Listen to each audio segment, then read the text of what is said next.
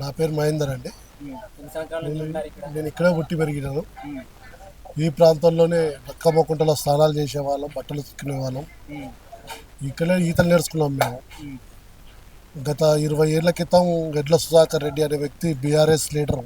ఉమ్, ఆయన ఆక్రమించాడు మొత్తం ఈ చెరువుని. ఉమ్, ఈ చెరువుని మొత్తం ఆక్రమించి మొత్తం మట్టేసి పూడ్చాడు. ఉమ్, దానికి వ్యతిరేకంగా అనేక సందర్భాల్లో మేము పోరాటం చేసి దీన్ని రక్షించుకోవడం జరిగింది. ఇప్పుడు ఉన్న ప్రస్తుతం కాంగ్రెస్ పార్టీ సీనియర్ నాయకుడు వి హనుమంతరావు గారి కృషి కూడా ఇందులో చాలా ఉంది. ఆయన ప్రభుత్వ పరంగా అడ్డుకోవడం, మేము ప్రత్యక్షంగా ప్రజల పోరాటంలో మేము పాల్గొనడం, జేసీబీ తగలబెట్టడం కూడా జరిగింది. ఈ ఇప్పటికైనా మా కళ సాకారం అయింది.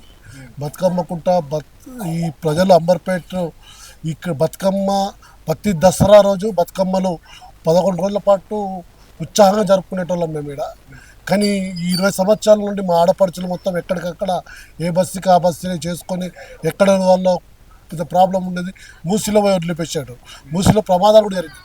కానీ ఇప్పుడు బతుకమ్మ కుంట 7 కోట్ల చిల్లరతోటి అభివృద్ధి జరుగుతూ ఉంది. ఈ అభివృద్ధి చేస్తూ ప్రజలకు అందుబాటులో రేపు 26వ తారీఖున సీఎం గారు వచ్చి ప్రారంభిస్తున్నారని చెప్పారు. కాబట్టి మా అంబర్పేట ప్రజలందరూ కూడా దీన్ని ప్రత్యేకమైన అభినందనలు తెలియజేస్తున్నాం సీఎం గారికి, అట్లాగే రంగనాథ్ సార్కి ఇద్దరికి.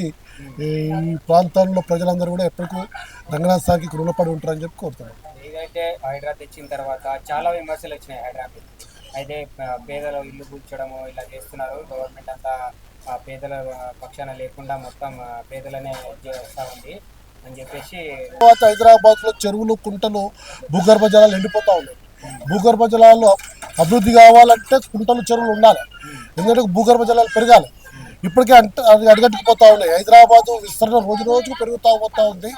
వాటర్ షార్టేజ్ తగ్గిపోతూ ఉంది. కాబట్టి హైడ్రా వచ్చిన వల్ల కుంటలు అభివృద్ధి జరుగుతూ ఉంది. మేము స్వాగతిస్తాను.